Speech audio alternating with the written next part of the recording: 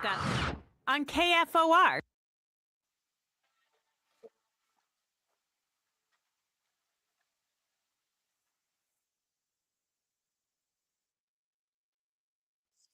Good morning, Lincoln, Nebraska. Happy Husker Homer Friday. Welcome into the Morning Hookup. Bill Lux, YZ, hanging out with you on a ominous-looking Friday out there right now. Little weather on its way in, possibly rain. Hi, Elijah. Wet out there. Yeah, it is right now. Pretty gross. Yeah, makes it a little soft. I feel like every day for the last 2 weeks, we're talking about the weather. It messes a lot of stuff. I have words for Mother Nature that we're going to keep to myself. It's messing up a lot of stuff right now. As we get into that, we'll talk baseball preview today. We've got our opponent, Michigan, Nebraska softball, the revamp of that. NHL, NBA, also one Jeff Moats. A lot of state stuff going on. State baseball, which has a new schedule. State track could be affected as well. State soccer over. We'll get to that as well. You said I have words, and I have words for whoever decided to plan out the Lincoln Super Regional. First off, I know the TV window is important, but if you were following along with the forecast, it seemed like there was a good chance of some rain coming in late night in Lincoln last night. It may have hit us a little earlier than expected, but that wasn't necessarily a shock that we got rain last night. No. And you decide not to move up the game. And then also, not sure if you guys have been checking the forecast today or looking outside. They don't look great about the time they want to play. Yeah, it don't look great about 4 o'clock. Now, if you want to play tonight at like 8, maybe. Well, you're going to be cutting it real close. Whoever's planning this out, I don't know. Awful. Man. I don't know, man. Awful. I agree. I know. Step one was that not whole TV window thing. Step one was not moving up the game yesterday. Yes. That was the first mistake. The TV window, one also would like to say is they care a lot about the SEC. Bingo. Less about the Big Ten. Bingo. Not willing to do so. Not willing to cut away or go somewhere else. Would rather sit there and watch the SEC in their TV markets. I think had a lot to do in there with maybe that moving the game up. But yeah, they got it started.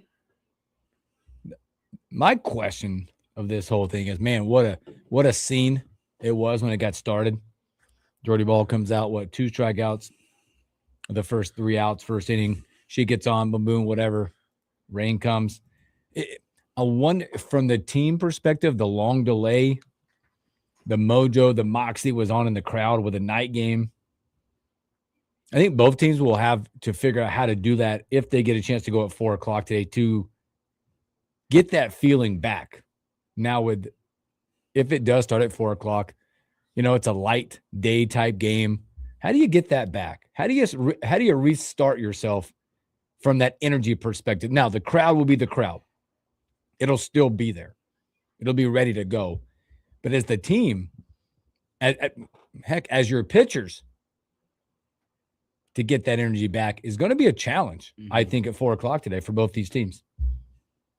I also wonder, hey, how many folks had planned on this being 8 p.m. on a Thursday, and now they have to change up their Friday? 4 p.m. Hey, someone's got to figure out who's going to pick up the kids. I guess school's not. Is school out in Omaha? I don't know. I'd tell you what, it was like the most delightful thing this morning for me as a school parent, not to wake anybody up, and also driving into work today was delightful without all that extra traffic. It made dealing with construction a lot easier.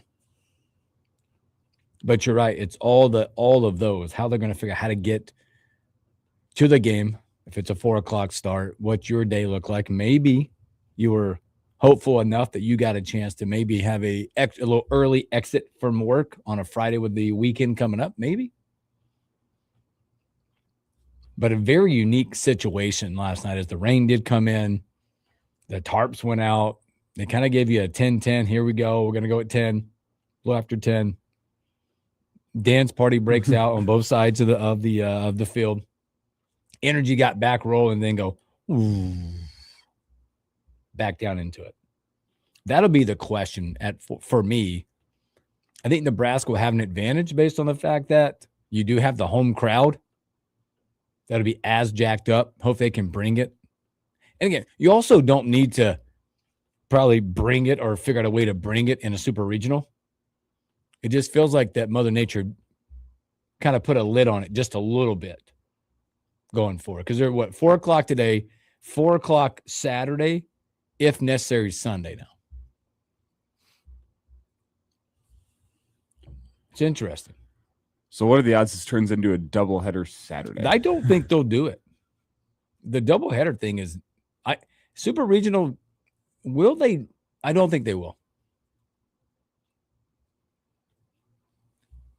Who, if they did, I mean, from the perspective of that, who'd have the advantage? Nebraska? Probably Nebraska. Mhm. Because you have Fromm and Jensen that you Yep. could pitch in back-to-back Back-to-back games. I think the NCAA will do probably as much as they can not to have that situation, to have a super regional decided by a doubleheader. Now, would they? They might if they're forced to do so. Yeah. To try to keep it out of a Monday. You know, when is the rain going to stop today? That's the question. When is the Mother Nature of? Oh, I almost said it. Just makes me so mad. Always in the way, because it's going to affect a lot of stuff today here in town. A lot, and in Omaha, from here to Omaha. Yeah, there's a lot of major stuff going on. As we'll get to preview Nebraska baseball coming up. That's a 5 o'clock start. Yeah, just if you want to go out there and look at models, 5 o'clock doesn't look great either. Nor do any of the games leading up to 5 o'clock. Nope. Doesn't look great for them. State baseball's already been moved. Yeah, they moved that to tomorrow. Good on them, having some foresight, having a plan in place. It's almost like the They're like, "Look at this." NCAA should take note.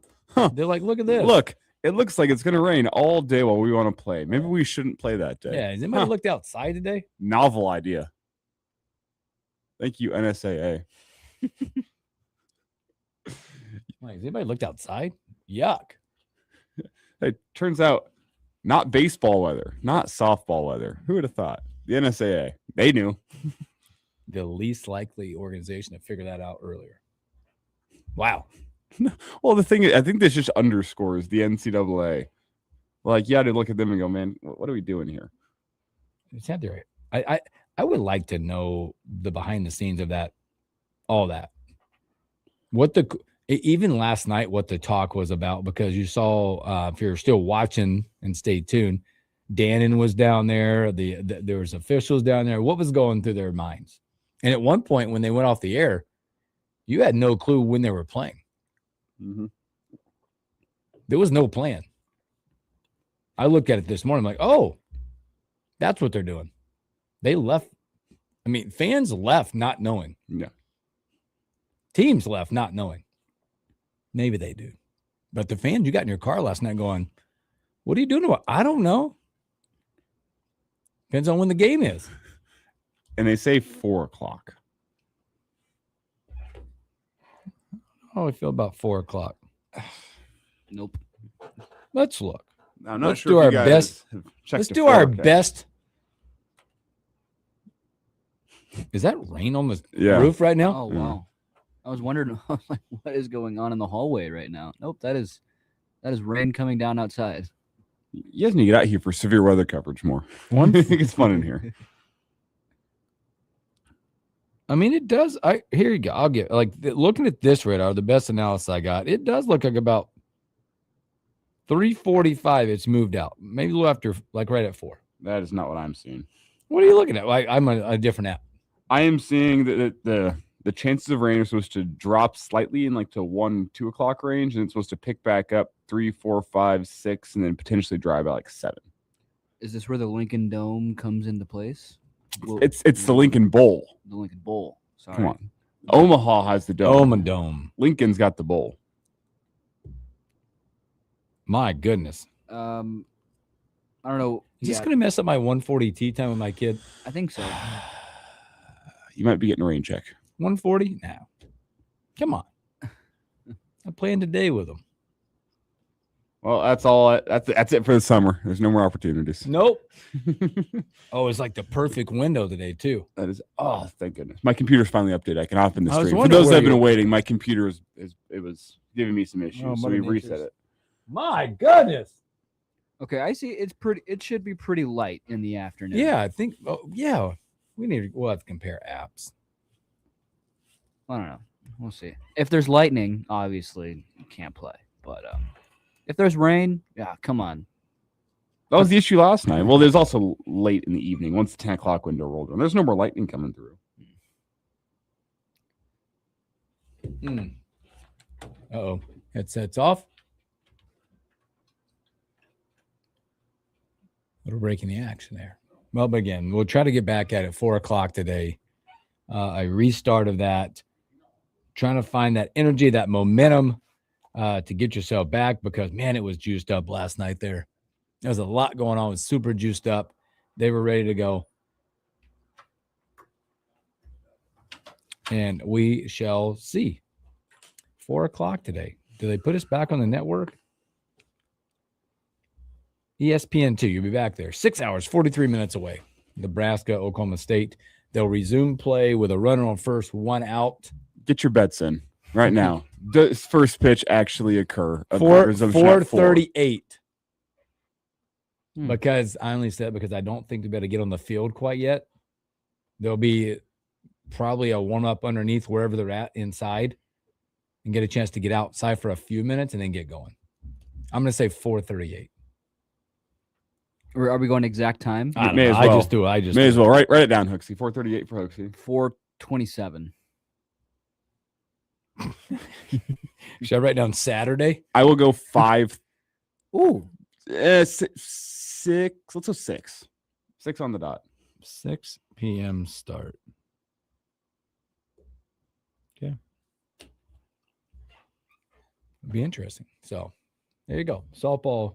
Hopefully getting back at it today as Mother Nature is not cooperating right now. And your text is? Mozi texts us, stop with the Lincoln Bowl and Oma Dome talk. All fallacies. Oh, I just got mine just came in. No modes. Modes, it's real.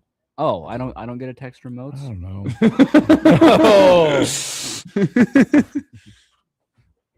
What am I? Woo! You're in the bowl. No, see, I don't believe the Omaha Dome is real. I do believe in the Lincoln Bowl, though there's no reason to believe it. Right now, that bowl's filling up. It's going to overflow. It's filling up right now, folks. Man. So, all right, tonight, on our assumptions, between 4 and 6, yeah, ESPN2. Well, it depends on who's on before us on ESPN2. Who's going to hold us back? It also depends. I would assume that field drains water pretty well. That's the I would assume that's the big question. The way it's been put together. That it doesn't flood. Yeah. Well, Tarp's probably been on it for a good amount of time now because it went back on for the second time last night. So we'll see. We'll see how this predictions come out. I hate to throw that. Remember in Haymarket Park, like had all the water? It was like underwater. Oh, essentially. Yeah. I just hope that doesn't happen to that would screw some things Well, up. at least the infield would be fine, but they could just take the they might be calling for fans to come on and get the squeegees out for the outfield.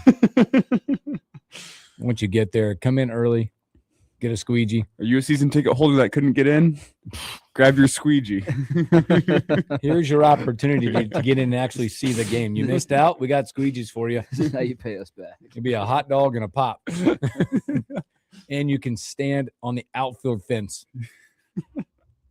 I mean, on the outfield, way out. They put you on the roof of their practice facility in right field. Get up there. Get up there. Full lawn chair. It's a slanted roof. Troy Dannon will bring Valentino's pizza to you, each fan. You can shake his hand and have exchange pleasantries. I've heard it's the cheeseburger pizza today. Is that what we're going with today? That's what I heard. All right. Whoa. It's a big day. That is one of the pizzas that I feel like I'd see down at university events that I never saw anybody order ever. Ever. The cheeseburger pizza. Yeah. Like the pickles and the ketchup and whatnot. I like all the things that come on it, but on pizza, I like pickles. Pickles don't belong on pizza. yeah. No. Pineapple does. No, it doesn't. I'm with him. I do. No. I like it occasionally, but you got to add cream cheese to it Oh, yeah, you do. with the pineapple. Those go together. And jalapenos also go with it. Mm-hmm. Stomach. I'm not pickles are awful on a pizza. That's terrible. If you're going pineapple on pizza, here's the setup. Uh-oh. Pepperoni, Oh, you're pepperoni guy. jalapenos, Okay. onions, Okay. pineapple, cream cheese. My stomach is turning as we speak.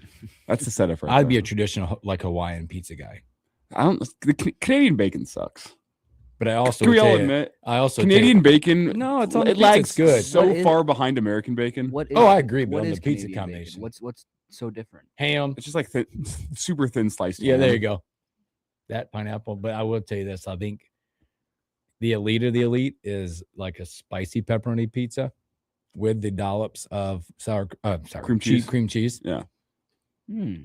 You're talking jalapeno cream cheese Yeah. pepperoni. Yeah. Legit, I like adding the pineapple to that. legit. Caleb can't. He's mad. He was already mad. Moats didn't text him. Now he can't even stand this pizza conversation. He probably likes cheese pizza. Morning, Shane. Morning, Flood X10. I'm not that boring. Shane says, hopefully none of the boosters got their suede shoes or peacoats wet last night. And Flood X10 says, just passing Council Bluffs. Next stop, Wrigley Field or bus. Atta baby. Safe travels. Have a great time watching your Cubbies. So, all right, let's take our first break. We'll flip it up, go a little further north. Big Ten Tournament Baseball. The quarters are set. Nebraska has their opponent. We'll talk about that and a whole lot more.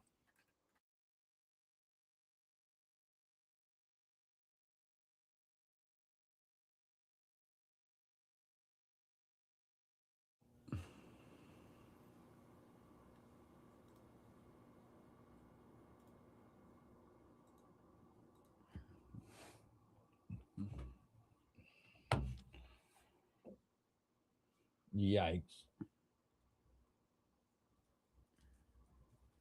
Now let's see if I have any connection.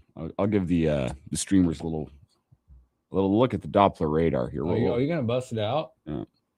And we'll lay out my concerns with the 4 p.m. start time.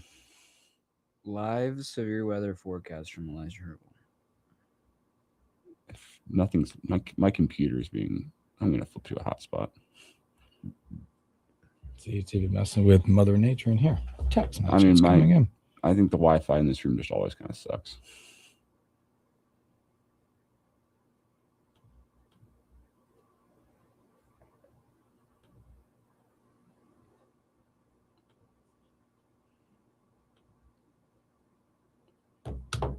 Yeah, here we go.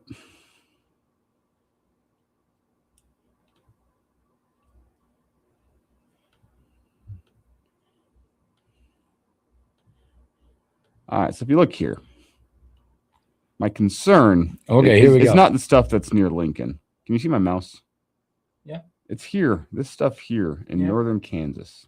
Yeah, where's that in? If we watch this move here, it does appear to be losing some of its strength. Yeah, the colors are changing. But that is going to be moving towards Lincoln as this afternoon progresses here. Does this have, I don't trust the future radar, but it gives you a good sense of where things are tracking. And you have some building out there near Cook as well. It's just this general area here that I think the 4 p.m. time frame is where we should be worried about what that's going to look like. Might be around us by then.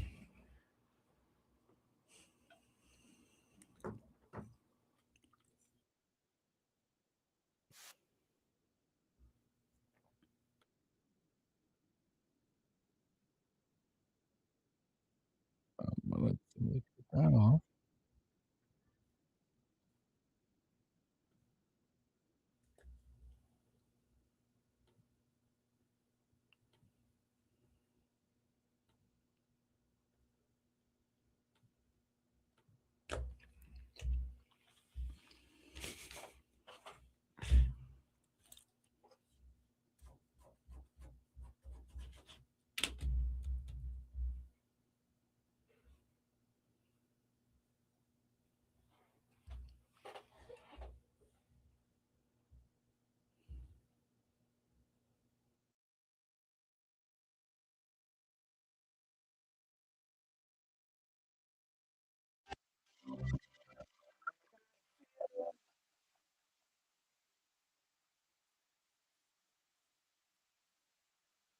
Welcome back to the Morning Hookup. Happy Husker Homer Friday.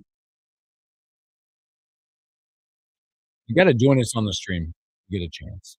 Go to YouTube, Morning Hookup, Facebook, not many chances you'll get if you're not on the stream to watch a certified morning hookup weather report and from one Elijah Herb.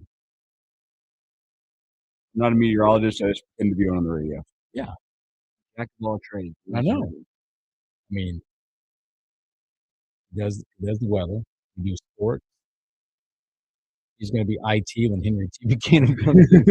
He has now said that twice, back-to-back weeks on the radio. Can't wait to get back so Elijah can fix his iPad. There's something you can't. I'm love. Now sending speed dates for Elijah Herb. Yeah, This is the real meaning of morning. find love. Simply said, find love. We'll find Elijah Herb. Well, I mean, you got two big hurdles this year. You got to get score under 100 on the golf course and find love. I mean, 26 back half of 26 would be good for you. I mean, the two most important accomplishments of anyone's life. Yeah, I mean that's the top of the food chain right there. Yeah, finding love, shooting under 100. And look, well, I still everything in my life that whenever I came out the womb that I intended to do, break 100, find love, it's still in front of me. I mean, you've been in your last two summers have been pretty opportunistic for you. The way all your wedding situations lay out, and all that lays out for you pretty well. I mean, insult to injury. No, just hey, you've had great opportunities the last 2 years. What hasn't been working for you? There's like a post-game interview. Yeah. Let's talk about it. Let's go back to 25. Hey, he did just get his haircut. Yeah, done. Yeah. He's been on this electric, intense diet, which we're going to attempt to break on Tuesday next week. Good luck. Why's that? Well, between Tuesday and Wednesday, I'm going to get some Because food. We were talking yesterday about Memorial Day and how I'm going to have to resist the pressure to eat 1 million hot dogs or indoor burgers. And I feel good about those. I feel good about my chances there. But then Justice and Hooks decided they want to break me on Tuesday. I'm going to bring some, he just meant some fried pickles and fried this. I'm like, I can make some things happen. Right. I'm a sucker for some fried pickles. I don't even like them. I wouldn't even. There's fried pickles in here. Man. Gross. Yeah. Yeah. 5 o'clock today. Hey, Big Ten baseball up in Omaha. Did they get started this morning? It's a 9 o'clock start because that quarterfinals is set. You got USC, Michigan State playing some really good baseball right now. That's a 9 o'clock start. At 1 o'clock today, boy, what about Purdue? Purdue on a little march right now. They get the number one team, UCLA, at 1 o'clock. Nebraska, Michigan, which we're going to talk about here in a minute, at 5 o'clock. And then tonight, the 9 o'clock, Oregon and Washington, which I think that could be one of the most intriguing games of the four looking at this. But Nebraska going to send Carson Yassa to the bump at 5 o'clock. It's a weird way to look at this because we talked a little bit about this yesterday about who would you want and what would the situation type be. Now, if Ohio State would have got it done, you'd have had that thing where, man, we have payback. We got your butt handed to you in Columbus. But now the way it sits out, you've got Michigan, who you swept. I'll tell you this. I think postseason is the postseason. None of it matters in this situation. One thing that's interesting about Michigan, and we talked about the advantage that Nebraska has with this weekend. You have your number one guy going up against somebody's either midweek guy or they're going bullpen game. Michigan is a bit unique this year in that they have had 7 different players start a game this year. Yeah. And no one has started more than 15 games. So that's it. So they have Kurt Barra started pretty much the entire season long. So they have different arms. But they have a lot of different arms that they've experimented around with, trying to find different guys who can start. So they actually should have some experience here coming into tonight or tomorrow, whenever this game ends up being played. And I stand corrected, by the way. We only got 2 out of 3 for them. So I said they swept. We only got 2 out of 3. But they have some different guys that have stepped into spot starts and different starts and have some experience there. The problem being for Michigan, among the pitchers that they'll have available tonight, they don't have a single one with an ERA sub 4. They have a team ERA on the season of 5. With Yassa on the bump, what is the number that Nebraska needs to score for you guys to feel comfortable? 3. I'm at like that 4 or 5 range. Going back to if you look comparing what it looked like, this going back to the Michigan series, Yasa had not been the Friday guy yet. We lost 2-1 in the first one. Yasa pitched Saturday, 6 innings, 6 hits, 1 walk, 8 strikeouts in a run rule game.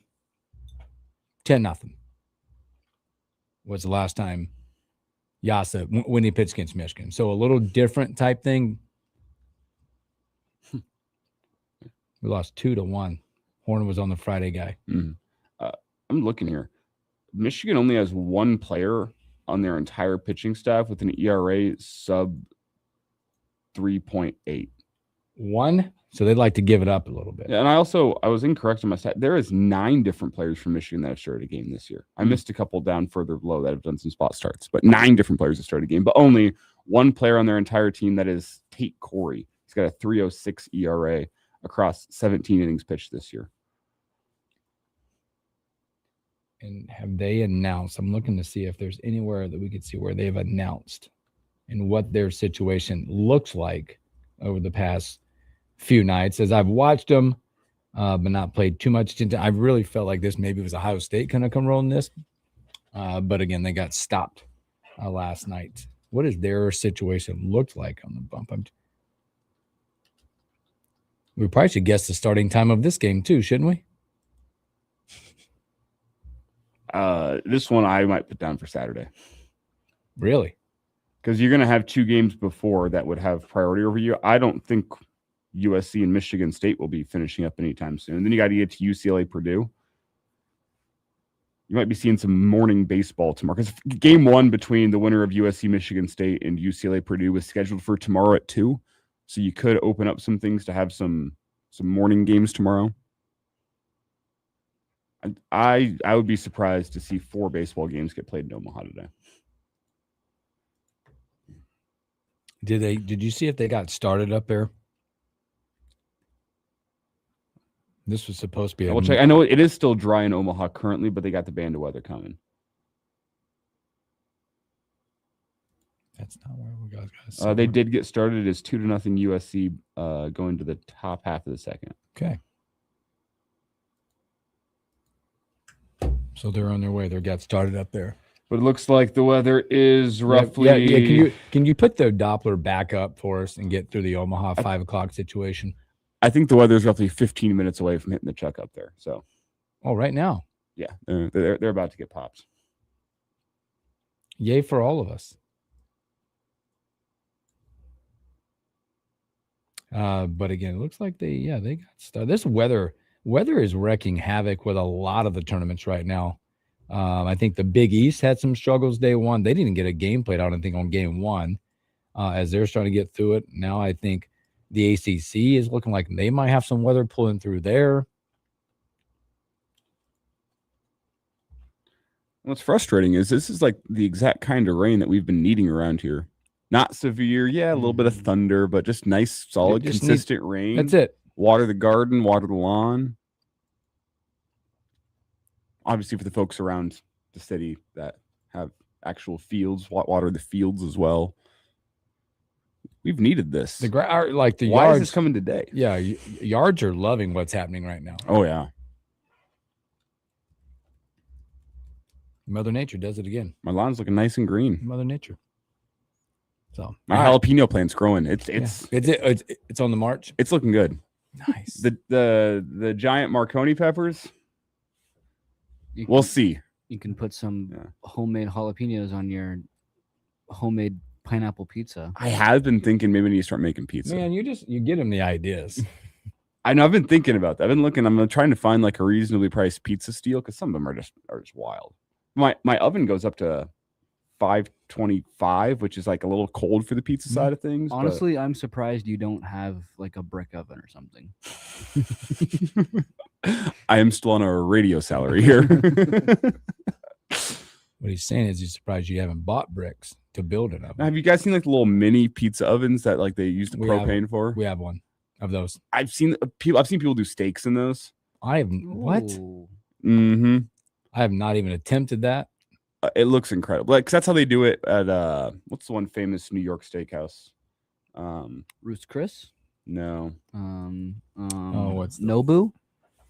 Peter Luger. Oh, okay. Peter- There's oven stuff like that. Peter Luger kind of. It's like the soup. They broil it with like open flame. So there's no sear on it. No, there is a sear on it. Oh. It's like super hot flames. Here we go. All right. Do it up. We're there. So, But it's not like directly on the so it's like sitting on grills, but the heat's coming from an open flame that's like essentially it's like a flamethrower onto the steak. Okay. See if I can pull this up.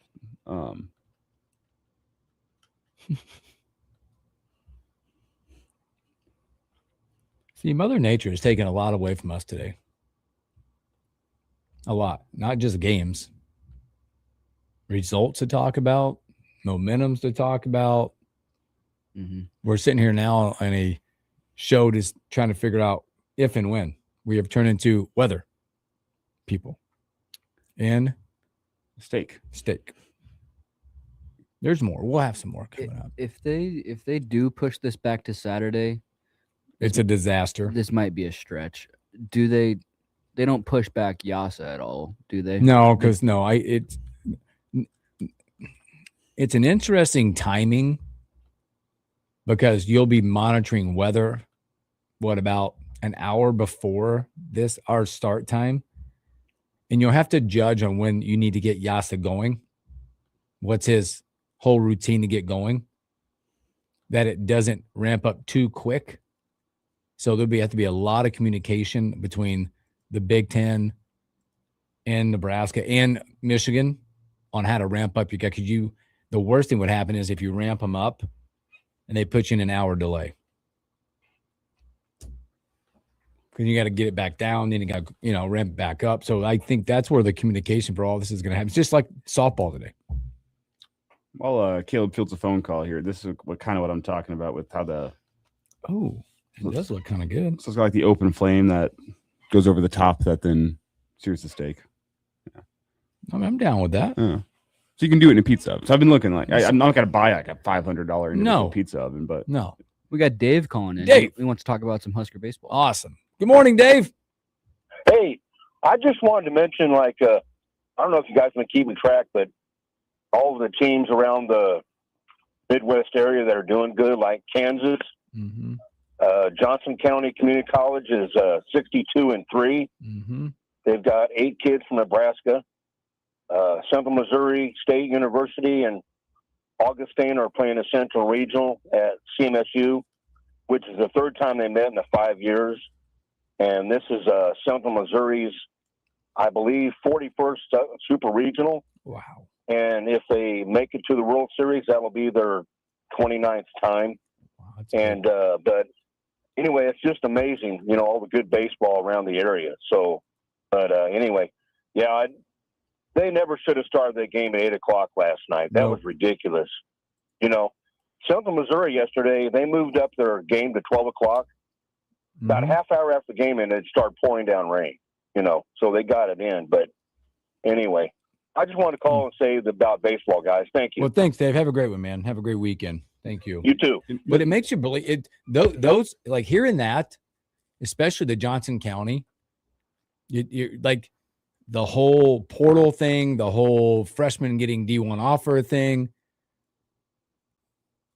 Those levels of like the JUCOs are winning in baseball right now. Mm-hmm. They're going to be developmental beds for teams like Nebraska. one team that you didn't mention, Cloud County, Yep. 50-7 this year. My goodness. But they're getting really, really good players that at places like Nebraska or let's say Big Ten baseball, you almost have to like work with those JUCOs to place kids. If that's, place them there, say, hey, let's work on them because I got to go get 12 portal kids. They're going to tie up this and that, whatever. But in a year now, you're the portal kid that I'm going to need. So like a feeder program with those JUCOs right now. Yeah.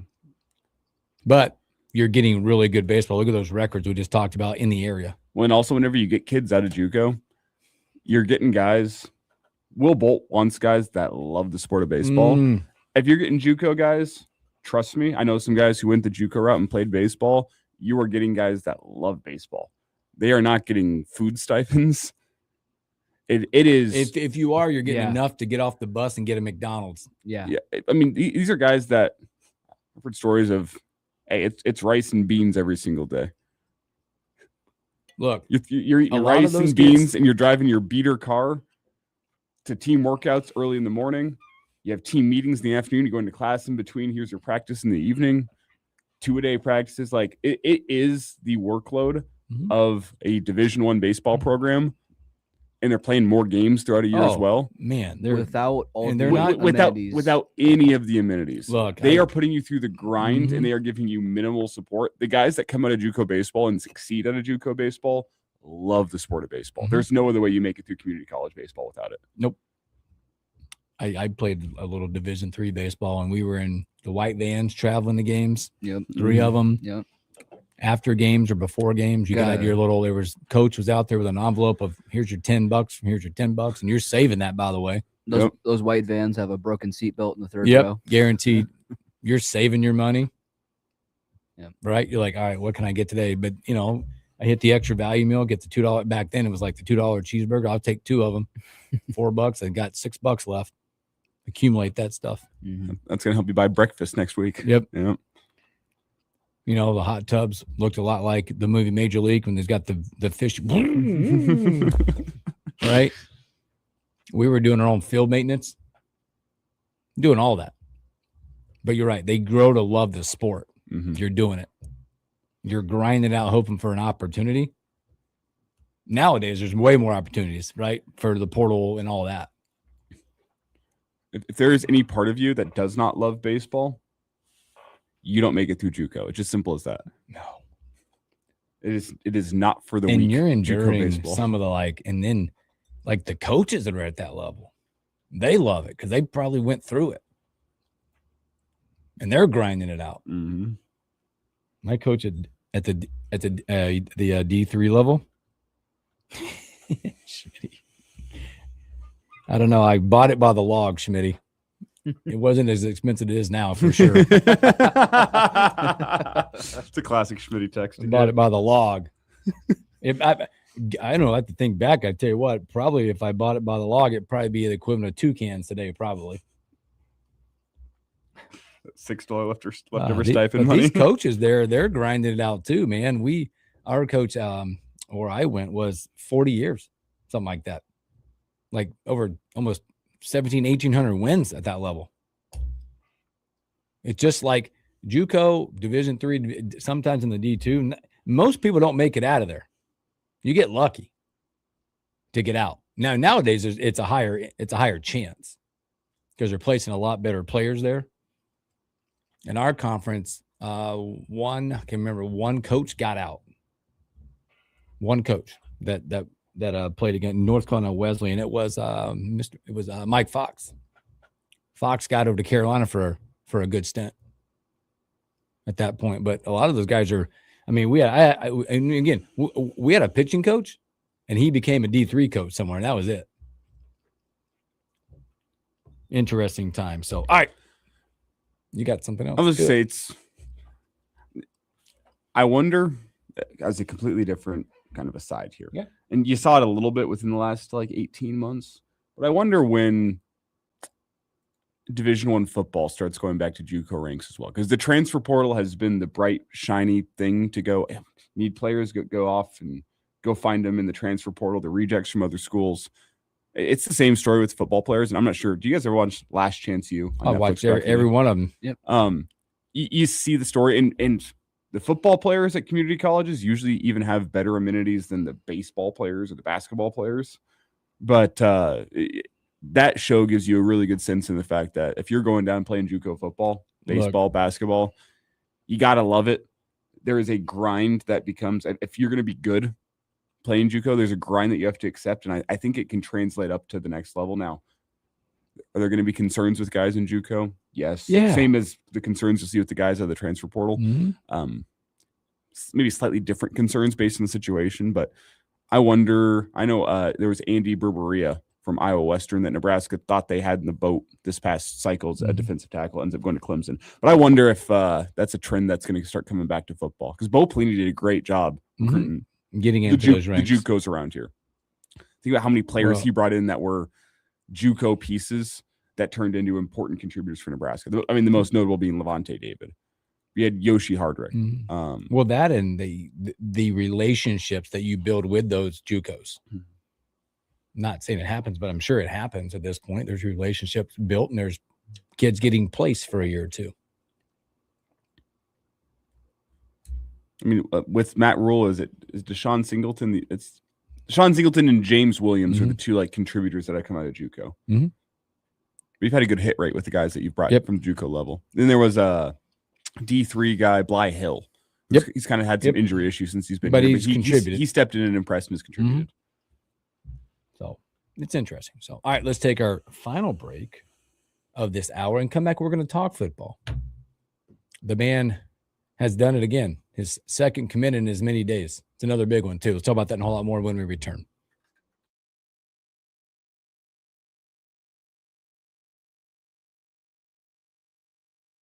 He's crushing it. He's crushing it.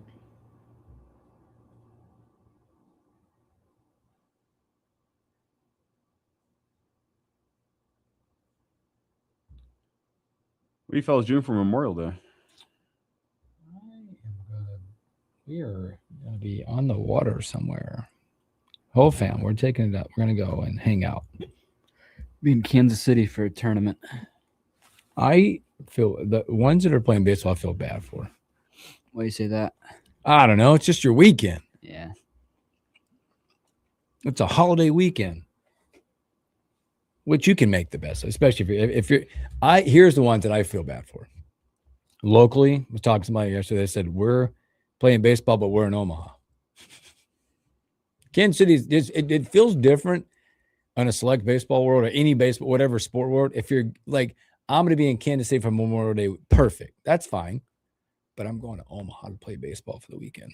That's how they said it too. Man, we got baseball in Omaha. No.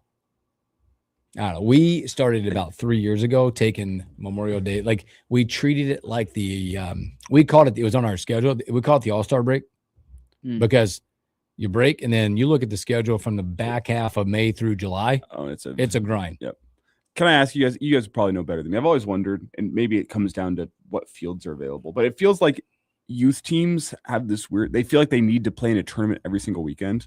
Yeah. Whereas I feel like Memorial Day weekend would be the perfect time. Hey, let's get a one-off double header against another team on a Saturday morning. Be out of there by 2:00. Stay fresh. Move on with the weekend.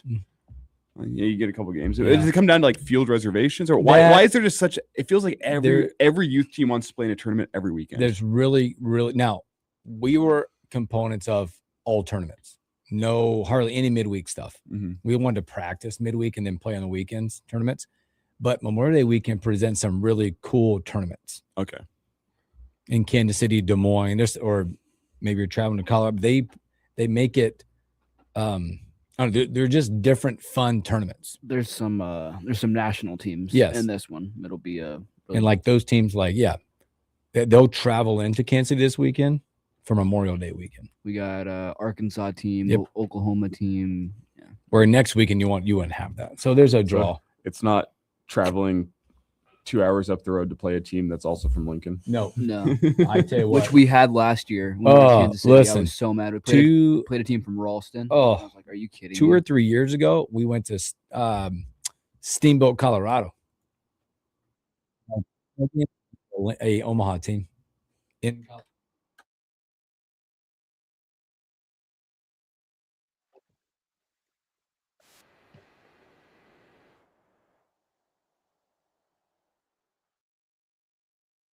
Welcome back to the Morning Hookup. A few moments left. Happy Husker Homer Friday. Boy, it was another good Friday. No line coach in Nebraska. Second commit in as many days. G. Wade, Loganville, Georgia, racing offensive lineman. K.D. Jones announced his official commitment. 6'4", 270. Picked up a offers over Georgia Tech, Auburn, Kentucky, and Va Tech. had history with Jeep Wade, as he was also checked in on and recruited by Jeep Wade at Georgia Tech. And this is a guy that, in my eyes, is in the same mold as Jordan Agbanoma. Mm-hmm. Might not be the tallest guy out there, but his first few steps off the line of scrimmage are violent. He's got athleticism, that knee, hip, and ankle mobility that you're looking for, the flexibility. He's got it. Gets out, moves well in space. A guy that feels like a natural successor to Justin Evans. Mm-hmm. They're kind of cut from the same mold. He will be, at least what the plan is, a center at Nebraska. And he plays center down at Grayson. Plays right next to Agbanoma. I know Agbanoma's played some guard and tackle. Jones has been a center for his career. Yep. That's where they're recruiting him at. That's where they want him. And I think he does feel like a natural. You look at the body type. You look at what he's going to be once you go get him into a college strength conditioning program. I think he's going to be a very, very similar player to what Justin Evans brings you. I think a big thing is look at the two high schools that they're from. Same high school, both from Grayson. Yep. That tells me that Jeep Wade knows where to look for talent, he has an eye for talent. They were down in Georgia and they got him out of driver's ed and said, "Hey, you could really do driver's ed in Nebraska and not have a speeding ticket." Well, this has been a pair that Jeep Wade has been on. He's been aware of them. Agbanoma had a bit more of an impressive offer list, but you look through, it's not like Katie Jones was I tell you what, a slouch by any means. He had the Georgia Tech offer. He had a Purdue offer. Michigan offered him, which I'll tell you everything. Whenever Michigan comes in and offers the same pair that you now go and get from the same high school, you're onto something. Kyle Whittingham knows offensive linemen, and Mhm. Michigan over the last couple of years had a great offensive line tradition. That'll tell you Auburn's offered, Missouri's offered. I mean, these guys have pretty much the same offer list. They're both the athletic, movable offensive linemen, the guys that get out in space, and it's showing you the trend that Jeep Wade is looking for along his offensive line. I think this is interesting too. This comment that he made that came back from like in April, that it tells you all you need to know about the type of recruiter that we're dealing with in Jeep Wade, the type of person. He said, "I knew nothing about Nebraska before the offer, but now that Coach Wade and Coach Lonnie Tinsley are there, I know I can trust them." Yep. Mm-hmm. What is that? That resonates now with what you got with Jeep Wade and Tinsley as well. Kid knew nothing about it. And I think he's been here once. He's got an official coming up, I believe. Yeah, they're both going to be in town during the June official visit. So it's just like you're flying, like not flying blind, but it's like, man, that he's the dude. I want to play for him. I'll follow him, and I trust him. Mm-hmm. That's what you're getting right now. It's like a feeling of if you know, you know, and Mm-hmm. you can just feel when things are right. It's like, okay, yeah, let's do this thing. But Jeep Wade continues to set the tone, I'd say, with the recruiting side for Nebraska.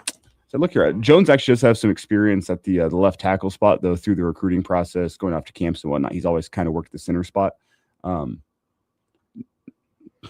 Jeep Wade likes the versatility on the offense line, so I'm just going back, correcting something I said before. On the recruiting trail, he's been a center, and that's kind of Nebraska's vision for him. But got some versatility, but it just jumps out in the film. The fluidity with which he moves, blocks out in space, the violence of his first couple steps. It's the scouting report we gave you for Agbanoma a couple days ago. You can kind of rinse and repeat it for Katie Jones. Similar players, and again, as I said before, this is just further proof of what Jeep Wade wants from his offensive lineman. He wants guys that can move and be athletes. Got a few of this day in sports for you. You got me convinced on the really early ones. On this day in 1883, Cubs Billy Sunday's first at bat begins a 14 consecutive strikeout start. That's wearing the collar. Also, in 1911, Braves pitcher Cliff Curtis lost his 23rd straight game. Well, 1884, Hugh Daly, a one-armed pitcher. Yep. 13 strikeouts in a game. Yeah, that's good stuff. The old ones are more fun. 1990, Andre Dawson received a record 5 intentional walks in a game. Take that. Coming up, NBA, NHL, Knicks, Montreal. Man, big nights for them. Also the Almanac, Jeff Moats, and a whole lot more.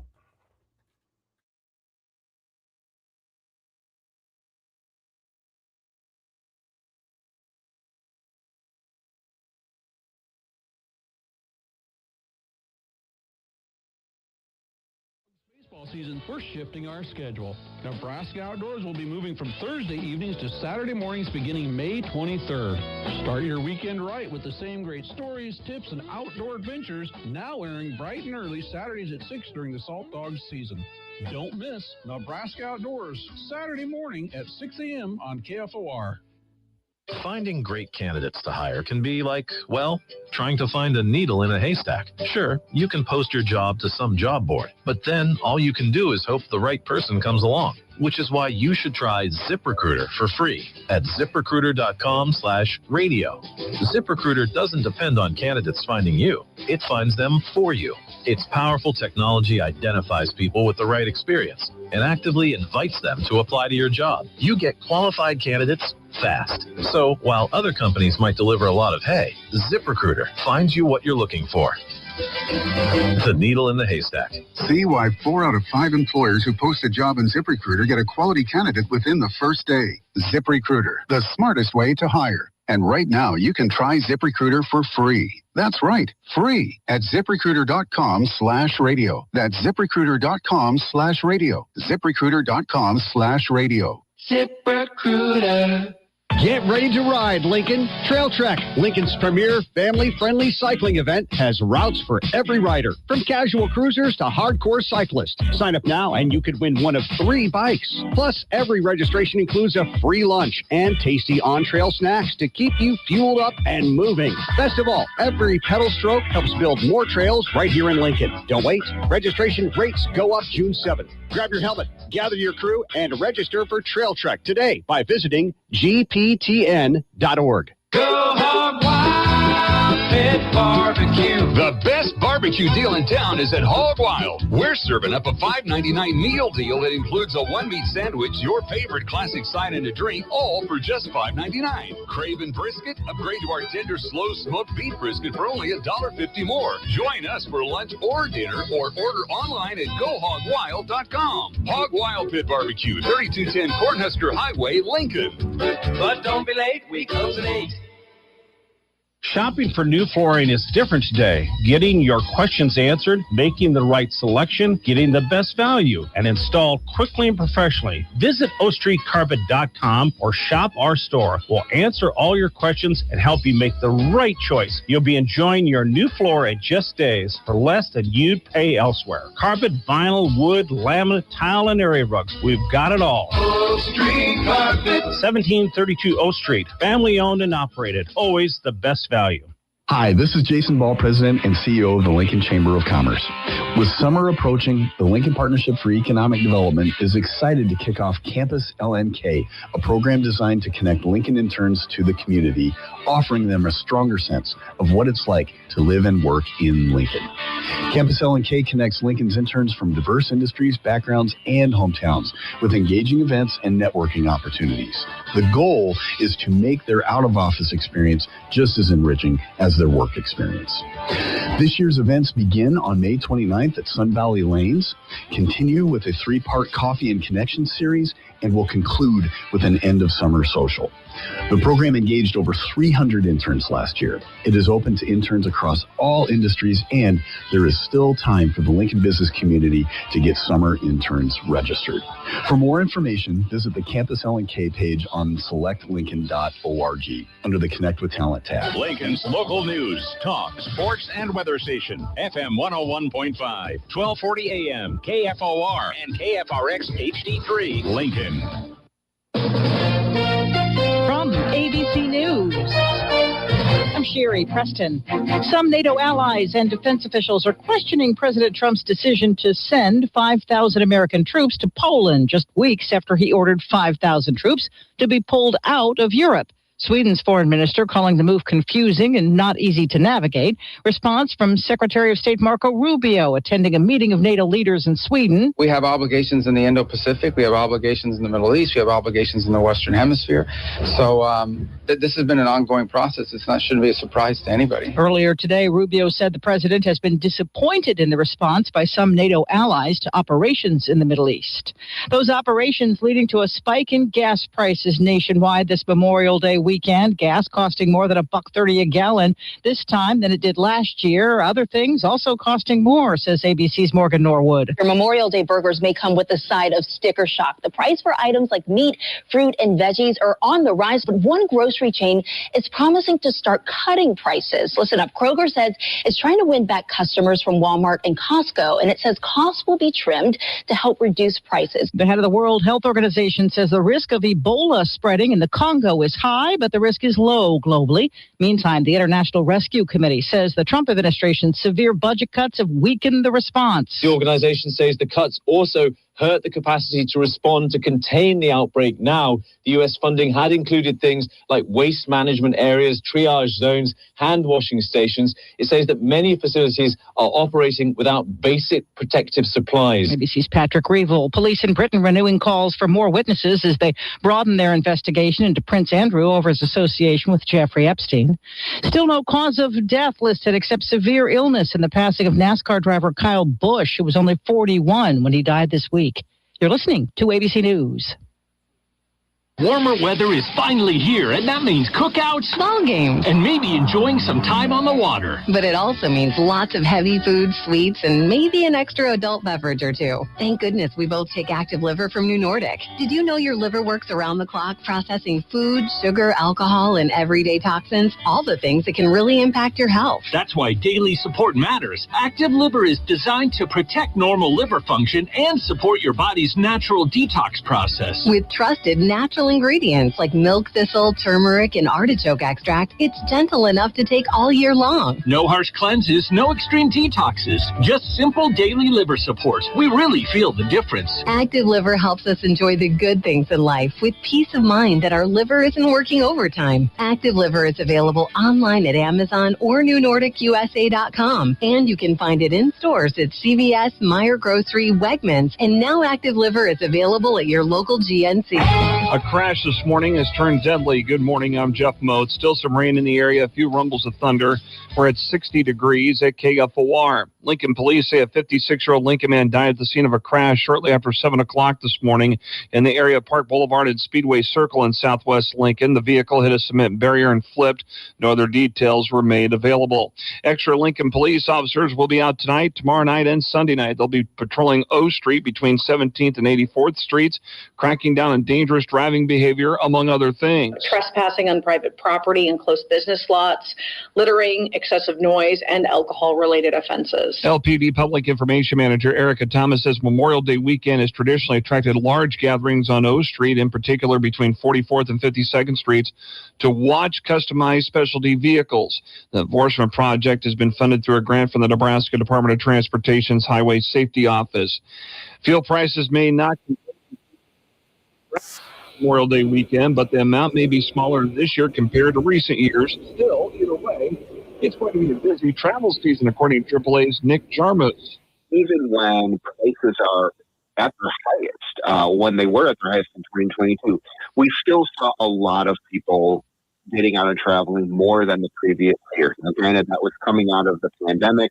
We've had a lot of pent-up desire to travel that was being released. Jarmus telling KFOR News the fuel prices may be forcing people to modify their plans and figure out ways to absorb it into their travel budget. Lincoln's first forecast, rain will continue here through much of the day today, otherwise cloudy and a high of 70, 60% chance of showers early this evening, then becoming mostly clear later tonight, a low of 49, sunny tomorrow and a high of 73, sunny on Sunday, a high of 81, and Memorial Day Monday, sunshine and a high of 87. Rain in the area now at 60 degrees in Lincoln. I'm Jeff Moats, KFOR News. Coming. Hello? Hi, it's me, Possibility. Possibility? Really? Yep, the kind that helps you start a remodel, consolidate debt, or even get a little financial breathing room. With a home equity line of credit from Members Own Credit Union, you move at your own pace and only pay interest on what you use. That's exactly what I need. Come on in. Open the door to possibility. Apply for a home equity line of credit at Members Own and unlock what's next. Learn more at membersowncu.org. Limitations apply. Federally insured by the NCUA. Equal housing opportunity. Sound familiar? At Mattress Firm, we understand there are many problems that can keep you up at night, like snoring, aches and pains, or sleeping hot. Our sleep experts have the unrivaled know-how to match you with a mattress that can help. And now at Mattress Firm, upgrade to a Tempur-Pedic and learn how you can get 3% back plus an instant gift. For the great sleep you deserve, visit Mattress. This is the Morning Hookup on KFOR.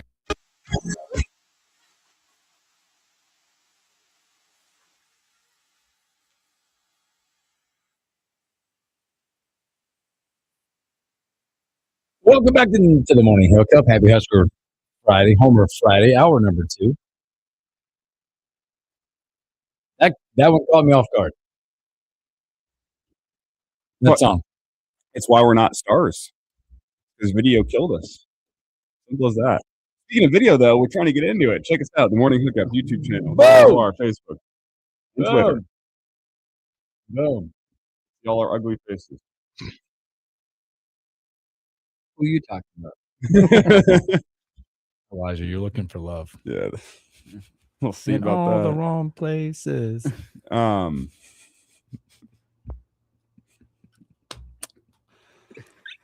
I opened myself up to this. Once you get Hooksy going, he's just. I got a lot of them. Experience. It's like death by 1,000 cuts. This is a good song too. You were saying. Did you guys ever have that, like, when you first got into radio, of being like, oh, that person looks like that?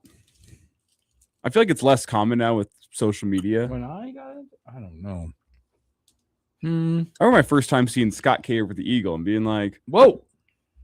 No, it's actually pretty close to what I thought. Oh, like you nailed it? Yeah. Schmitty is the one that the first time people see, he looks. Oh, that voice is not. No. Doesn't translate. I have a picture on my phone somewhere of what most people think Chris Schmidt should look like. Now this will be fun. Yeah, I should just send this to myself. This is what it should look like. Yeah, again, but to nowadays with the social media and the streaming and all that, it's probably not as. I find it in my camera roll. You're just having so much fun now. You're just. And again, you gotta check this out in the stream if you want to see what we. Well, the problem is people know what Schmitty looks like. But this is what you would envision. Yeah.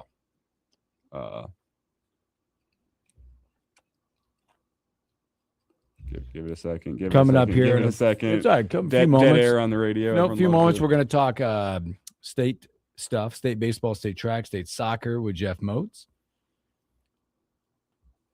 A lot of that. Those games have been moved, so we'll give you the update there. Talk about the paths of all those teams, how they got there. Oh, there it is. That's what people think Schmitty looks like. Oh my gosh. Are you kidding me? I can see it. Yeah. He's kind of got that like he's listening. Got that like Brooklyn sort of feel to him, you know? Yeah.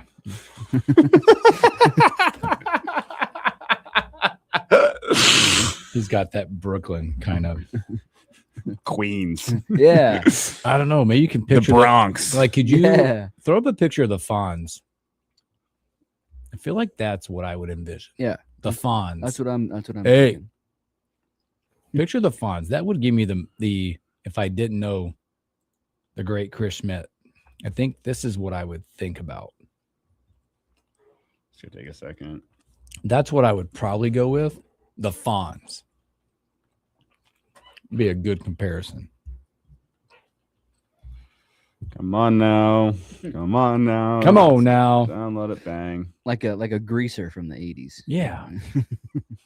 Has a toothpick and like John Travolta. And yeah. There. That's yes.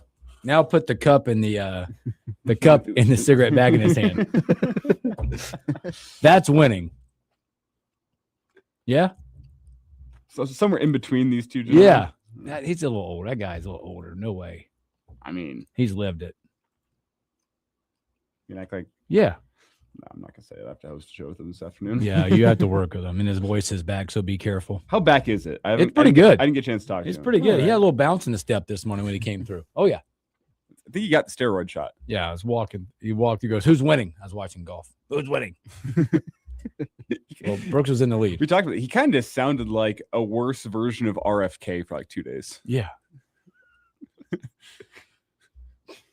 He's gonna kill us. It's fine. I don't boy, have an RFK impression. I'm not even gonna try. Boy, speaking of as quick as he walked through this morning and said hi, as we always exchange pleasantries in the morning, that was as quickly as 2 goals scored last night in the NHL game. 6-2 Montreal gets it done. Did not see that coming. No. But if you were busy trying to get yourself settled into whatever, or maybe getting yourself a snack or a cocktail, and you didn't watch this game in the first 33 seconds, you missed 2 goals. Carolina got it started. Was it? Yeah. Sorry. In the first minute, I apologize. 1 minute.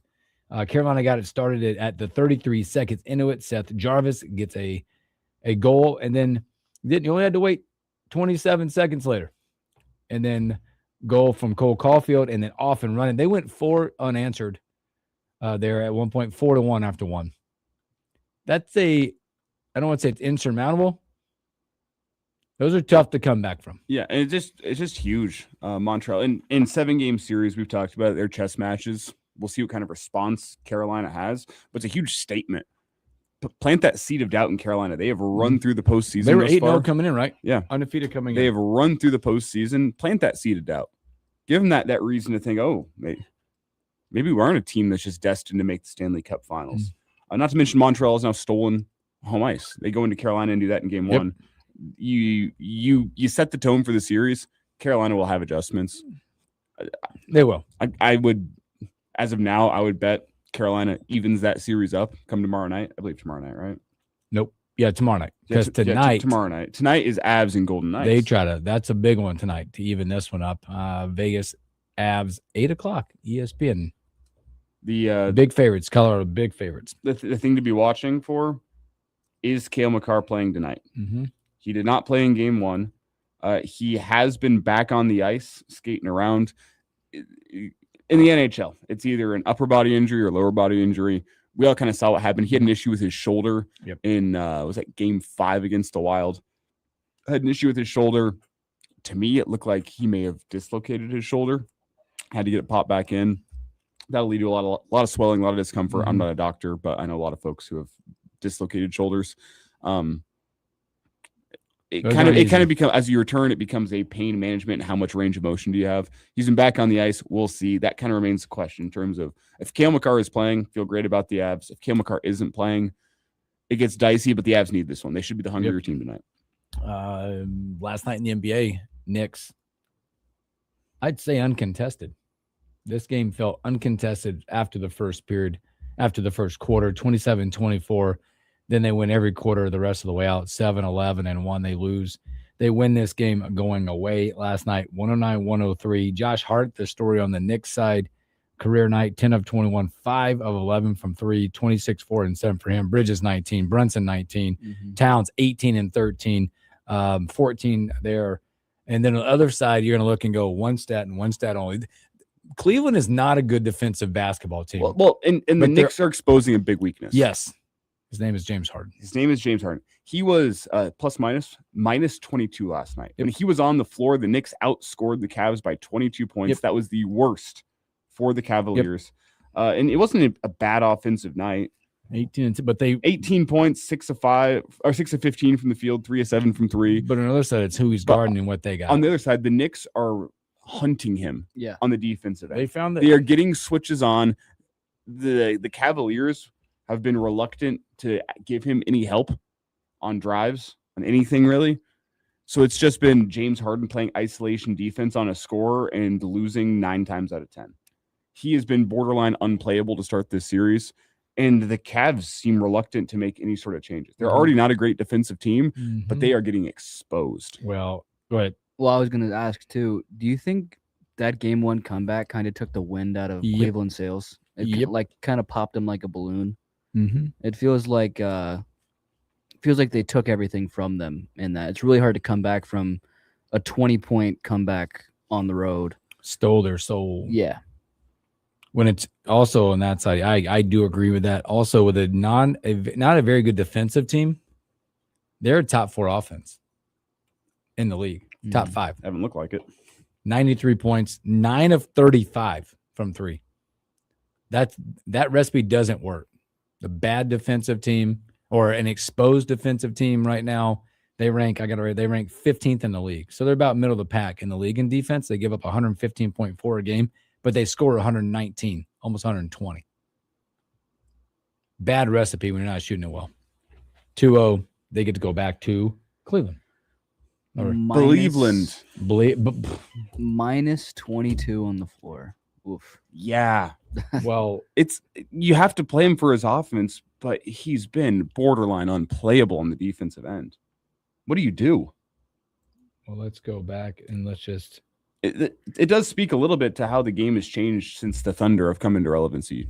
And on the offensive side, well, I guess the defensive side for the Knicks, offensive side for the Cavs, I think they've figured out double Donovan Mitchell, blitz him, come off the screens, make him be a passer, have somebody else beat you. You're going to give yourself a pretty good chance. Yep. When you got defenders like Anunoby and Mikal Bridges too, and you can have Mitchell Robinson defend in the paint, I think the Knicks just kind of outmatched the Cavs in a lot of aspects of basketball in this series. Fully exposed. We'll see what adjustments, if any, that are warranted or could happen for them tonight. Thunder Spurs tonight. 1-1 going into San Antonio nights. Slight favorite, San Antonio. That was early up. That was up to 3, now down to 1.5 in this game. Anticipate a highly, highly energetic Spurs crowd. As we've talked about it, we love the way they do it. Mm-hmm. They do the stripe outs. They give out the T-shirts. They make sure they have a raucous crowd. They'll need it. They'll need it tonight in that matchup. That'll be tonight. So, is it just as simple as what kind of game do you get from Wemby? I think it is. I think it's. I mean, you could say that on both ends. It's what kind of game you get from Shea on one side, how they defend it. 2, on the other side, Wemby. Then it's the cast of characters behind it. And what is the Spurs? It's a game of chess, 7-game series. Yep. What is their response to just how much in game 2 the Thunder decided to play Chet Holmgren next to Isaiah Hartenstein? Mm-hmm. That was a big adjustment for that Thunder team. Those guys each played 27 minutes and spent a lot of time playing next to each other. What is the Spurs reaction? What is their game plan to limit those guys? Because, I mean, Hartenstein went from 12 minutes in game 1 with Holmgren playing 41 to each guy playing 27, and those guys spending a lot of minutes next to each other on the floor. It's a big lineup whenever those two guys are out there. What have the Spurs been working on for the last 36 hours to adjust to that? Do you match it and put Luke Cornett on the floor with Victor Wembanyama?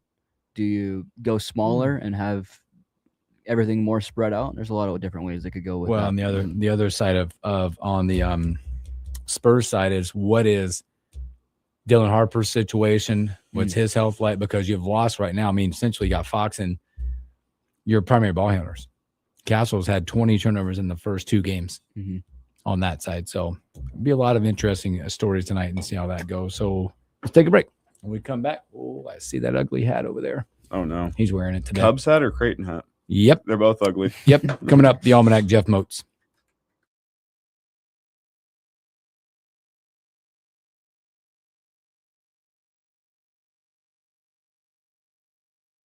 There's another thing you think about. Nebraska softball just tweeted out, we are actively working to restore super regional all-session tickets impacted by weather-related schedule changes. Please do not transfer or modify your tickets at this time, as pending transfers will need to be canceled during the restoration process. Good Lord. An email will be sent once ticket management resumes. What happened? They got a mess. Howdy, cowpokes. Hello.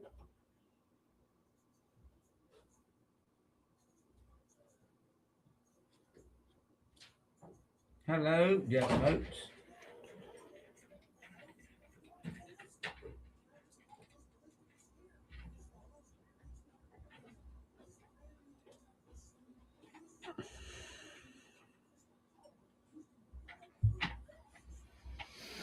We're a lively bunch, aren't we? We're thinking. A lot of thinkers today, Moats. It's gloomy. What do you expect from us? Yeah, I know. But it's Friday and it's a holiday What's week. it is? Okay, I don't hear anything. Well, let's do that. There we go. I hear one side. No, it was Nothing. better the way it was. Earth to moats. Whatever happened, I hear nothing. You're nothing now? Nothing at all. Really? Hello. Nope, nothing. I'm out. What happened to mine? Oh, there's I don't mine. know. I'm back. Let's try this.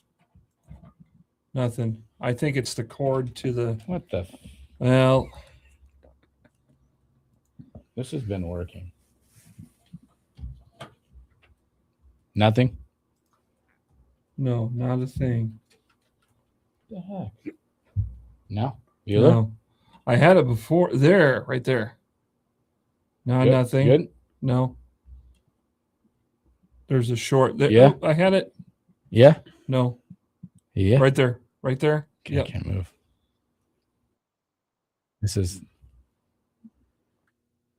radio right here. Yeah. Out of context. Just to keep your thumb on it. You're gonna have to. Right there. Left. Should we just find a better adapter? I think it's the adapter that It sucks. is. It's the. It doesn't. It's stupid. I don't know if we have one. Oh, come on. No.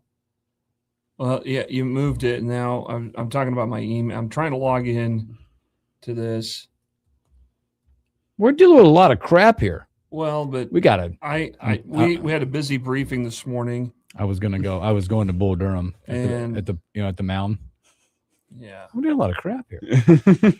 It's what is it, the wedding gift? Candlesticks or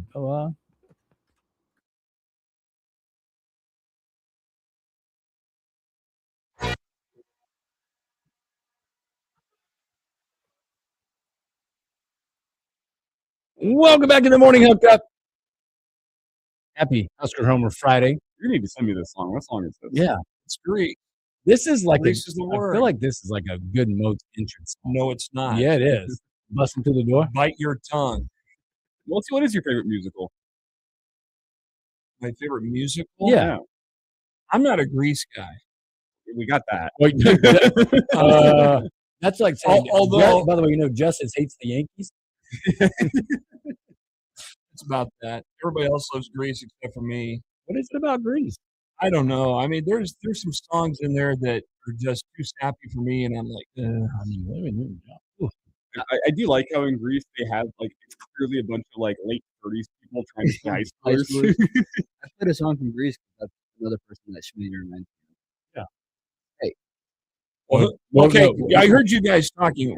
When you hear my voice and you've never seen me, Oh, you knew that was coming. well, because I Have you had it happen before? Well, I remember a long time ago, somebody thought I was really short, and they didn't realize I was so tall. And that's why I always joke. I say I sound like I don't get that. Well, I've always joked like I sound like I'm 5'9", and not 6'6". Because there are guys my height that you hear them talk. They got that deep voice. Well, I Justice. I feel like you had one. A deep voice? No, for what Moats would look. He does. You were thinking through it. I was thinking through it. But then I got back to thinking what my favorite. No, you know what'll pop up. I got lost in the music. You know what will pop up? Be Ben Roethlisberger. Oh. Yeah. Big Moat. Wow. There he is. We got him in the street. Oh, there. Are you in now? I'm unable to move right now. We're having a little cord issue, so I'm holding people. I'm hanging on my dear life here.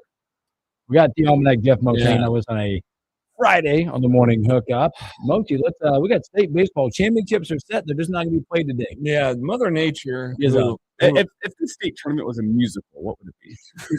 I'm kidding. Continue. Sorry. They'd be singing in the rain. Would it be Wicked? Singing in the rain. Oh, that's a good one. See, you do know them. Actually, you know what my favorite musical is? I don't know if it's a combination of musical, comedy, and action. It's the Blues Brothers. That is such a good answer. That is a great answer. That is to me I'm changing my answer now. The best I'm taking his musical. Nope, that's 100%. I mean, I was going to go with The Sound of Music. Yeah, the Blues Brothers. Well, The 10 times Sound of better. Music is a classic. Don't get me wrong. I don't know where the hell this is going right now. It's a free-for-all Friday on the Morning Hookup. That is going to be this segment from now on. Free for all Friday. No, but yeah, Mother Nature for like the last week has been very temperamental with a lot of people, and she's always going after me. She has it out for me. And I, of course, say that tongue in cheek, but the weather situation today, and heads up to the NSAA, props to them. They got on top of this right away because a year ago, about this time, that's when we saw the Class A championship go into a 2.5-hour rain delay, and they didn't play that game until 9:30, and it didn't wrap up till almost midnight when East won on a walk-off. So I think they did a great job getting out ahead of it. And Thursday was supposed to be the designated rain day.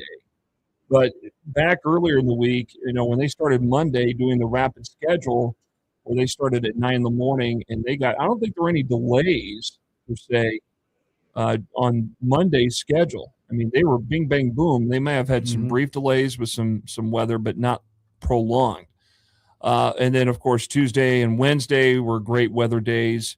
Yesterday probably could have been a day, although had they played that Class A championship last night, that would have ran into weather. Today, obviously, going to be a wash, but the NSAA got ahead of it. The NCAA, not so much with the Super Regional, which is, I guess it's not surprising. But now you got to try to work. And that's the other thing today with that Super Regional. I don't know how they're going to play that. You want to predict the starting time? We've all predicted the starting time for today. I think 7 o'clock. We're going 7 p.m. That's the highest bidder. I think 7. I said 6. 6. And then they'll play tomorrow at 4. And if there's that, if necessary, game 3, that's going to be a Sunday game. And an interesting note here, Amy just did the research here this morning. If they are unable to get 3 games in by the end of the day on Monday, which Saturday, Sunday, Monday all look like good weather days. Yep. Yeah. But in the rare circumstance where you can't get all 3 games in by the end of the day on Monday, if it is a 1-1 series, Nebraska would advance as the higher seed. How about that? Isn't that crazy? That's nuts. That's select baseball stuff. I just talked to Elijah about it, that it's happened before where you get to championship Sunday in a game and it gets washed out and it's not complete, then the higher seed takes home the championship. And that could very well happen. It ain't going to happen. No. Saturday, Sunday, Monday all look like we should have the weather good is going to be great those days. Though it would put you a little bit behind the 8 ball in terms of rest heading to Oklahoma City if you have to play Monday. True. But with state baseball championships, you got everything out of the way. The only thing you got to do is play the 3 state championship games. And they're going to keep the scheduled times like they were supposed to be for today. So they'll go noon, 3:30, and 7 tomorrow. So up first will be the Class C championship. We will have a brand new champion in C. Malcolm, we talked about this last week. Malcolm got beat in the district final. And had they made the state tournament, they would have been going for 4 in a row. But their run ends at 3 consecutive state titles. And now we'll have a new champion in Class C. That'll be either Lincoln Lutheran, the first time appearance for them in the state championship against Elkhorn Mount Michael, who was there 2 years ago. They were there, and they were up and then ended up getting beat by Malcolm in the bottom of the 7th for Malcolm's second state championship in a row. So it'll be Mount Michael and Lutheran to open it up tomorrow at noon up at Warner Park in Papillion. Class B championship will get underway at 3:30. The B championship might be one to keep an eye on, too, between Omaha Skutt and Elkhorn North. And Skutt features Bubba Day, who I saw pitch against Pius X last Saturday morning up at Warner. Bubba Day's got some good zip on his fastball. He's pretty solid. Florida State commit. He is legit. And so that'll be the 3:30 game, and then, of course, the Class A championship. I'll say quickly on B here. Actually lay out A and we'll come back. And then Class A tomorrow will be Lincoln East and Miller North, a rematch of last year's state championship game, which East won on a walk-off for their second state title in 3 years. Now they're going to go for 3 and 4 years tomorrow. I apologize I didn't get the chance to forward over the highlight of Dele Odolade's solo homer against Papillion La Vista South on Wednesday afternoon. but I'll recap that game here in a moment. But the way the East plays offensively and even on defense is all around just tremendous. Millard North is a very solid ball club. Both these teams are undefeated in tournament play. And, both coming in 3-0 in the tournament. Now, they will not play a second game, of course, because of the format in the championship round. So this is for all the marbles. Is that one game? It's one game, and one will be a state champ, one will be runner-up. But the way that, Millard North probably has got that sour taste left in their mouth from a year ago, and they're looking to get revenge on East. And, East doesn't have I shouldn't say they don't have all their studs. They got studs, but they don't have the guys that they've had there in the program for 3-4 years anymore. And they get there with a new group of guys, and they're just as tough. Dele Odolate hit his 6th homer of the season in that win on Papillion La Vista South on Wednesday. And back to that game, Papio South took control 4-0 in the top of the first. There was a costly error that East committed, a couple of other miscues that also led to some extra bases and runs being scored. And at one point, you're sitting there thinking, okay, has Papio figured out what they're going to do against this ball club? Because earlier in the tournament, East beat Papio South 8-1. And now you got them again. You're in the semifinals. You're trying to get a spot solidified for the state championship game. And Papio South came to play. But the pitching staff, it was a big difference. Now, East went with one of their top starters that had a 0.68 ERA. They bring in another reliever that got the job done and actually got him out of a jam. And then East bats came alive with 8 runs in the second inning. Kate Anderson with a 2-run single that really put him over the hill and got him that 5-4 lead. Then 3 more runs come in that inning, and they went up 8-4. And then Odolate hits the solo homer in the third to go up 9-4. They tack on 2 more, actually 3 more the rest of the way. Papio South didn't score another run until the 6th inning, but it wasn't enough. The difference, though, is that East pitching came into play after that initial first inning start, and Papillion La Vista South, the pitching staff just could not match up to what East was doing, and East took advantage of that, and they get the win. Now they can go for 3 state championships in 4 seasons tomorrow, but Millard North is not going to be an easy task for them either. If you're looking ahead to potential D1 guys to watch in the state title game, you mentioned one of them, Kate Anderson. He's a sophomore. He swings it good. Kate Anderson's got 5 homers on the season. He leads their team with 38 RBIs. Yeah, he's a great player. And we mentioned, I know we talked about this during the week. You and I did, Elijah, and even Justice was talking about it. You look at the sophomores in this town in particular. There's a good group of sophomores. Kate Anderson being one of them over at East. Barrett Bott over at Northeast is another one, is a legitimate hitter. There's some good talent. They're on those, what are they, the PBR Nebraska tours for baseball as they do scouting. And of course, they're looking at up-and-coming talent for the next level in D1 baseball. Those are 2 guys that stand out to me right away as guys that, the next couple of years are going to be fun to watch at the high school level. But Kate Anderson, again, 38 RBI, leading the team there. Odolate leads the team with 6 homers. You've got 3 or 4 other guys are hitting 4 or more home runs on that ball club. They've got 30 homers as a team this season.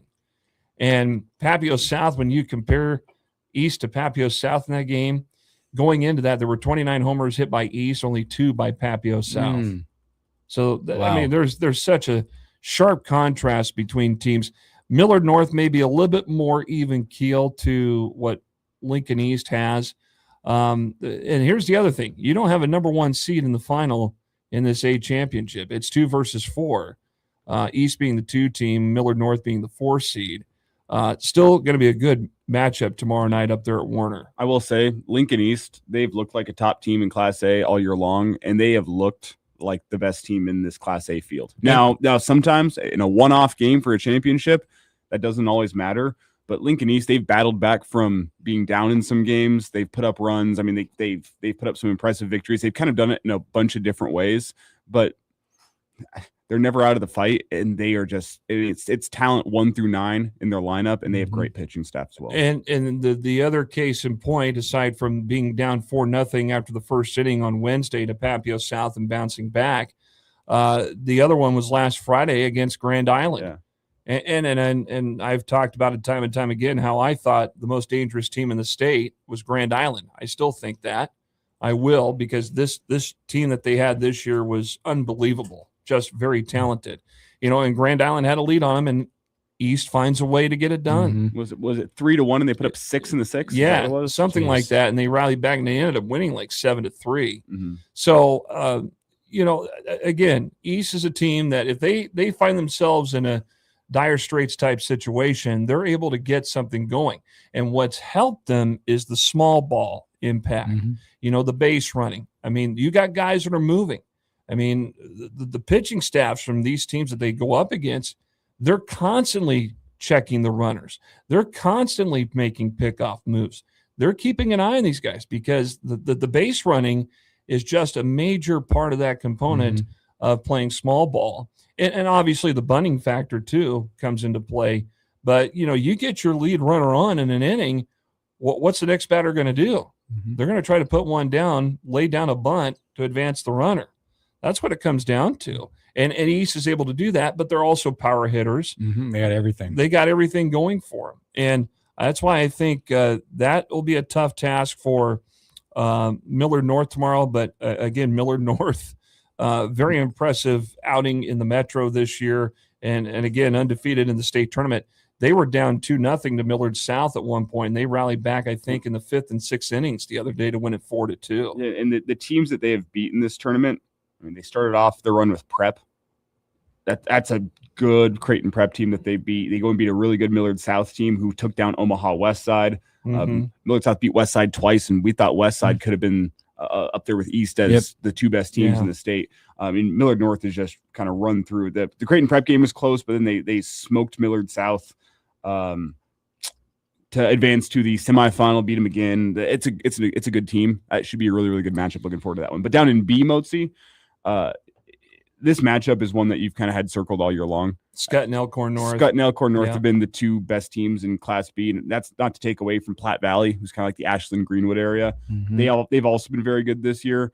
But Elkhorn North and Scott, the amount of Class A teams they've gone and beaten, the amount of wins they've stacked on this season, this has been kind of the matchup you've had circled since probably March as being the potential state title game, and I'm excited to see how this one goes. Yeah, so that's tomorrow at 3:30, and then before that, Lincoln Lutheran. Hey, that's a tremendous story. What a great story. We can't forget about those folks. Lincoln Lutheran, with their own team, they were a co-op for a long time with Wahoo and Bishop Newman, and now they got their own program. I believe this is year 2 of Lutheran, maybe year 3. I think it's 3. Sitting in the state title game. But they're in the state championship. And this was a team that looked in doubt, like they were not going to get in on a wild card, and they got in. And it was by about a 1/10 of a point or less that they got into the state tournament on the wild card. Wow. And here they are now. The other day they go up against Omaha Roncalli in the semifinal, and Roncalli won the first game. They force a game 2, and then Lutheran prevails, I think, by a run in that 4-2. It looks like. Yeah. Lincoln Lutheran, gritty matters in the tournament, and they've had some gritty wins. 5-3, 5-3 in their game 1 of the tournament against Roncalli. They wouldn't beat Auburn 3-0. Lost to Roncalli 2-1, but then they come back and beat them in that doubleheader second game 6-5. Wow. I mean, that's just grit. That's great. Yeah. So Lutheran, again, a chance to play for a state championship. Can they keep it around the Lincoln area? We'll see as we head in toward tomorrow. And again, the state championships at noon, 3:30 and 7 respectively, C, B, and A in that order. And that'll be up at Warner Park tomorrow. I tell you what, you blink and spring baseball season's over. done. Hey, and we're talking Legion ball. All it takes is a chip and a chair to make dreams come true. So Motzi State Baseball, we got that going on. Also, we had some local champions in state soccer. Yeah. How about the Pius X girls winning their first state title in 21 years? Yep. They get a win the other night over Blair, 2-1 to win the Class B title. first state titles since they went back-to-back in 04 and 05. Congratulations to the Bullets. Lincoln Southwest boys win their first state soccer championship, their second in school history.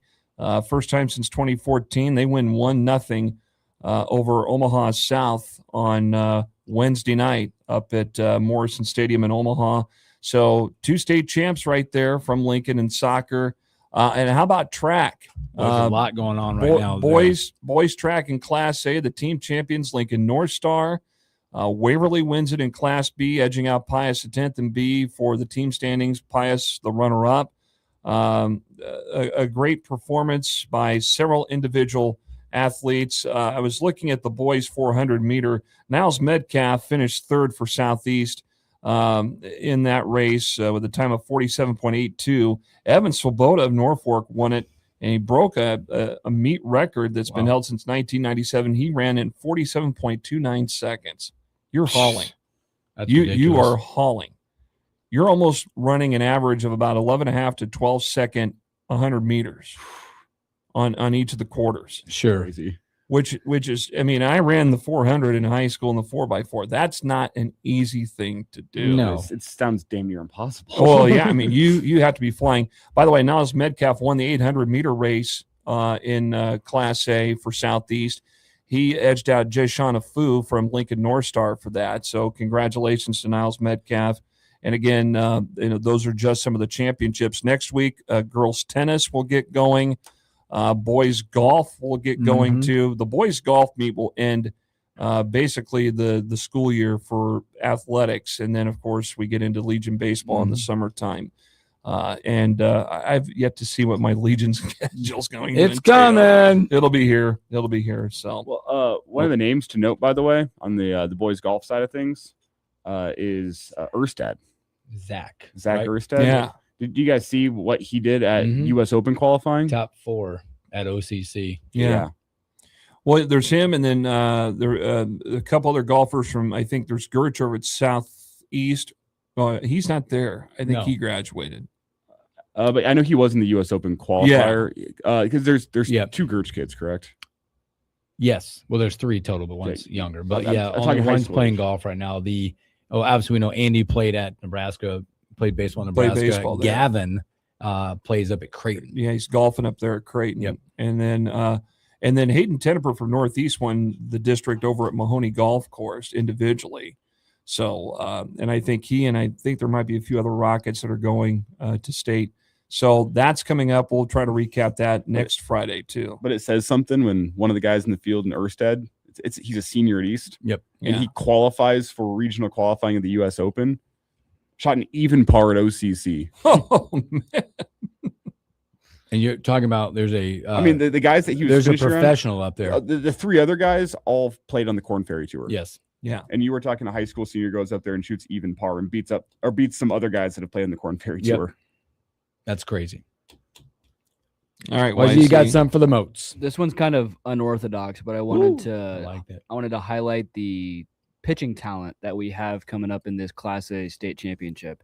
So this is filtered by this year and Class A. How many kids from these 2 schools combined come in the top 10 in earned run average?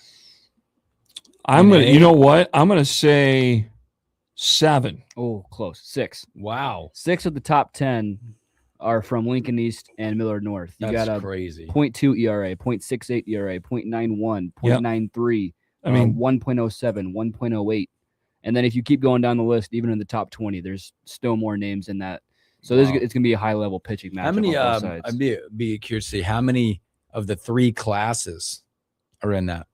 I can make up that. Tell you right. It's interesting. How many of the pitching? How good the pitching is in all 6 teams. You know, Bubba Day at Scott is up there. I thought there were a couple of kids from Elkhorn North. Easton Elam also from Scott. Yeah. He's another. Elkhorn North, you got Jack Settles. Yeah. Incredible. Your top 10 has Lincoln East, Scott, Elkhorn North, Millard North. 6 in the Wow. top 10 right there. That's impressive. All playing in the state finals. That's impressive. So, Well, I was close. You're good. That's good. That's really close. One too much, but in the neighborhood, I suppose. Yeah. Yeah. Well, here we go. Tomorrow, state baseball, 12, 3:37. Yep, 12, 3:30, and 7 o'clock. I'll have the A game on Lincoln Prep Sports tomorrow night. Ryan Swannick going to have the C game at noon, and then get a break in the action. And then he's going to do the Fagler and Brohlhorst All-Star game. That's something he's taken upon himself to do and takes great pride in it. So fun. they'll do that. And then we'll look at Legion Ball for the summer and kind of maybe shift it into downgrade a little bit and ease into things in the summer and take it easy for a bit. It's wild. Spring baseball, you get to the state tournament, and it is immediately Legion time. Immediately. Right away. Most of the teams have already tried out. Well, they've already done that. I think there's some games that get going either like this week or early next week. Is it Tuesday? I don't know. I'm crazy. I also am not 100% known to the schedule, but I know there are games in the schedule beginning next week. I'm not sure if there's any this weekend. But yeah, it's you blink, spring baseball's over, and then you blink again. Yeah. And it's, we're starting Legion games. Yeah, here we go. Yep. No off season. Awesome. Well, Mochi, thank you. I don't want to get you out of here, but my thumb is numb. Thank you. Thank you. Thank you. And you guys have a good sports weekend. There he was, the Almanac, Jeff Moats, on a Husker Homer Friday on the Morning Hookup. Let's take a break, come back, and wrap up the show.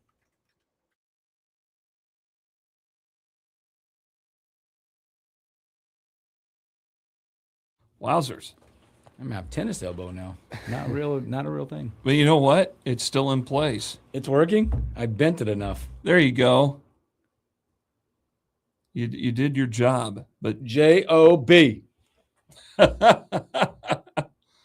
Today's word is job. J-O-B. Say it like you mean it. J-O-B. John Witherspoon, one of my favorite comedians of all time. Not doing that. Delete. All right. Mochi, Back to work, kids. crush it. This isn't work. This is fun. We're just having fun. F-U-N. F-U-N. I was going to say, be careful. We're going to do all that now. That's how we're going to do it. Fun. F-U-N. All right. Thanks, Moti. Yep. See you later. Oh, I need to text. Look at this. Yeah. Another one done. Whoa. Another one done. Get this guy a phone book next. P-H-O-N-E space book. B-O-O-K. Okay, let's see here. I need to do that right now. I'm thinking about it.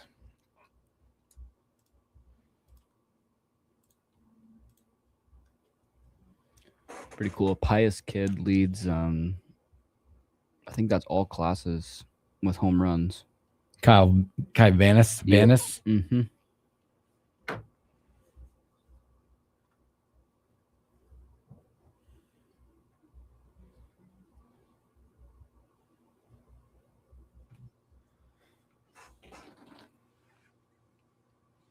Just was texting Evan to make sure I remembered to do that so he doesn't for Monday. Phone call coming in. Is it Ernesto? Come on, he was here yesterday, wasn't he? We got a little bit of that yesterday.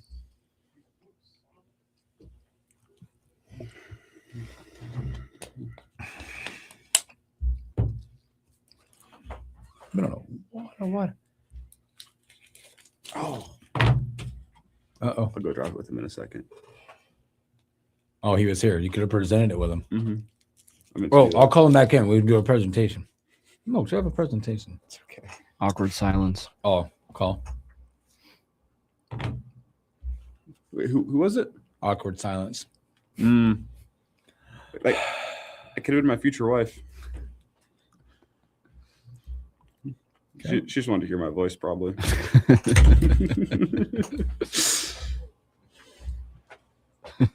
Should have potted it up real quick.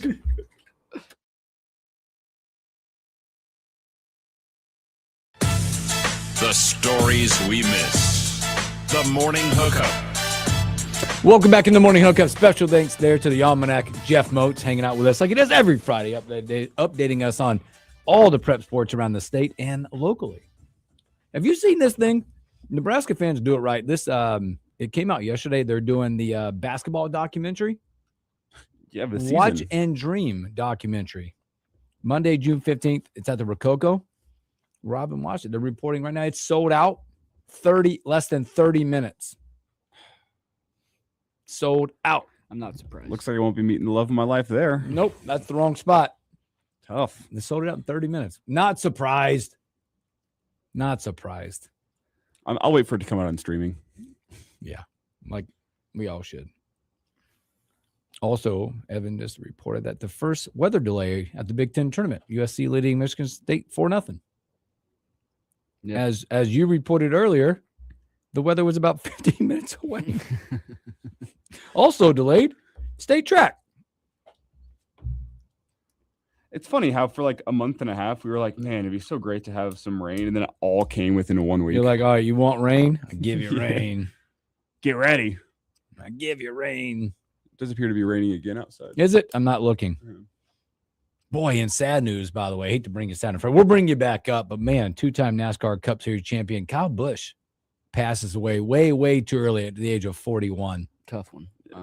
He'd been dealing with a sickness Yeah, for the last really- couple weeks. Yeah. There was the Weird weird situation. at Watkins Glen where he was on the team right at the end of the race saying he wanted the doctor to meet him at his Right away. at his like- trailer to get the likely a vitamin B12 shot. That's pretty common whenever guys are racing or performing through sickness.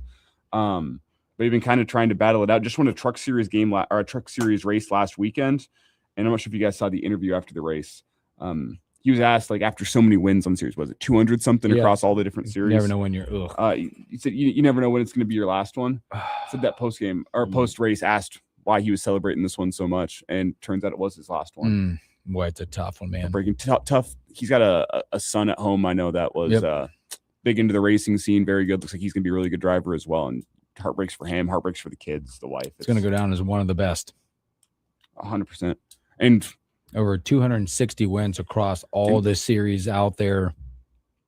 And- 63 Cup Series victories. He's 9th all time on the list, man. Wow. He started 762 career races. And his career journey was something too, where he starts out as this brash 19-year-old who'll come in and wreck anybody and was super competitive, which is what I love for my NASCAR. But he just made every other driver angry. And the best way to describe his career, it's the old Pete Weber quote: "Whether you hated me or loved me, you watched." That was Kyle Busch. Whether you hated him, whether you loved him, it was must watch. If Busch was racing, you were going to turn that thing on. You were going to watch. Yep. Way too soon. He had a lot of career left in front of him too. But that's a immediate Hall of Famer in my eyes. Yes, I agree. He was the reason my NASCAR. It was him and Jimmy Johnson and then Dale Jr. kind of that made the sport DJ, fun when I was baby. a Heck kid. yeah. Little NFL here. Matt Stafford signs a 1-year extension.